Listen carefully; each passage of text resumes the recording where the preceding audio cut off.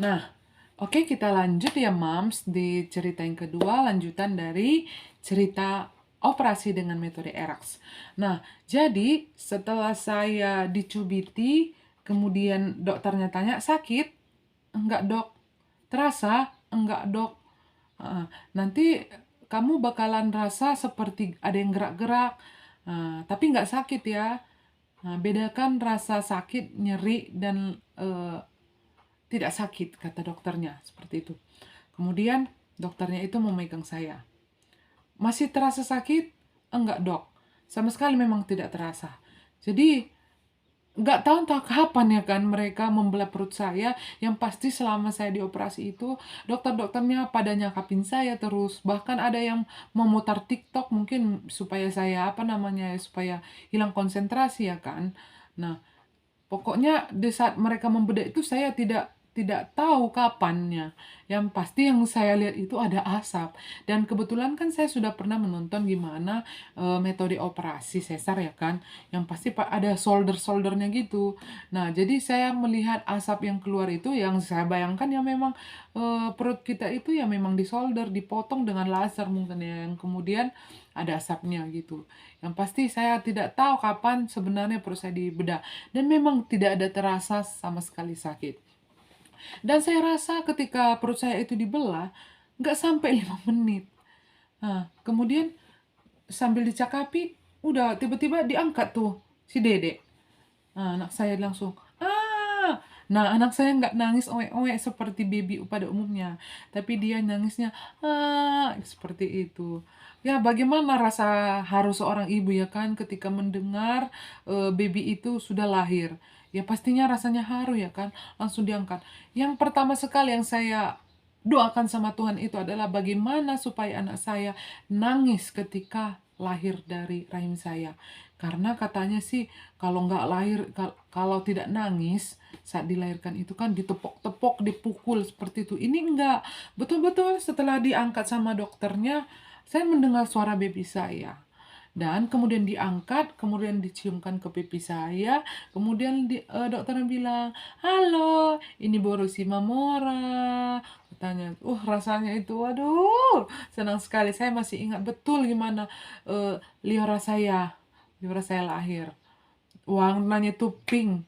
Kemudian pertanyaan yang saya tanyakan pada dokter pertama kali adalah, apakah anak saya sempurna, lengkapkah jari dan tangannya, kakinya, seperti itu. Ya maklum lah ya kan, kalau seorang ibu yang melahirkan, ya tidak ada yang berharap kekurangan apapun. Lalu dokternya bilang, tunggu ya Bu, diobservasi, tapi anggota tubuhnya itu lengkap. Saya senang sekali. Saya terus mendengar suara baby saya, sampai nggak tahu dikerjain itu perut saya nggak terasa.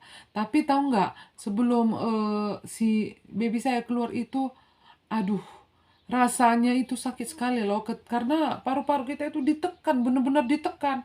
Karena baby saya itu posisinya ya mereng ke arah kiri bokongnya ya kan. Jadi rupanya kalau misalnya sudah mereng ke kiri, bokongnya Mbak itu harus diluruskan. Jadi kebetulan di rumah sakit itu sepertinya dokter yang memegang saya ada dokter yang sedang belajar. Jadi dokternya itu mengajari dokter yang satu lagi itu untuk meluruskan babynya. Diluruskan tuh, ditekan. Rasanya, aduh bayangin tuh, paru-paru kita ditekan, tulang rusuk kita ditekan. Sampai saya bilang, sakit dokter, sakit dokter. Itu memang benar-benar sakit. Sampai saya bilang, tapi saya sudah dibius, tapi kenapa rasanya sakit? Saya bilang gitu sama dokternya. Datang dokternya, ya memang, tapi bukan nyeri kan? Cuma sakit-sakit sedikit aja kan? Ya dokter, tapi saya sesak. Udah, sabar aja, kata dokter tersebut. Nanti dokternya panik, kata mereka. Ya udah, saya berusaha mencoba untuk tidak panik. Nah, jadi yang pengalaman yang paling yang paling mengesankan sebenarnya yang tidak bisa saya lupakan itu adalah menggigil. Nggak tahu entah karena perut saya terbuka makanya saya menggigil atau memang suhu ruangannya dingin. Tapi kalau suhu ruangan yang saya ingat memang ya standar ya kan, seperti AC biasa.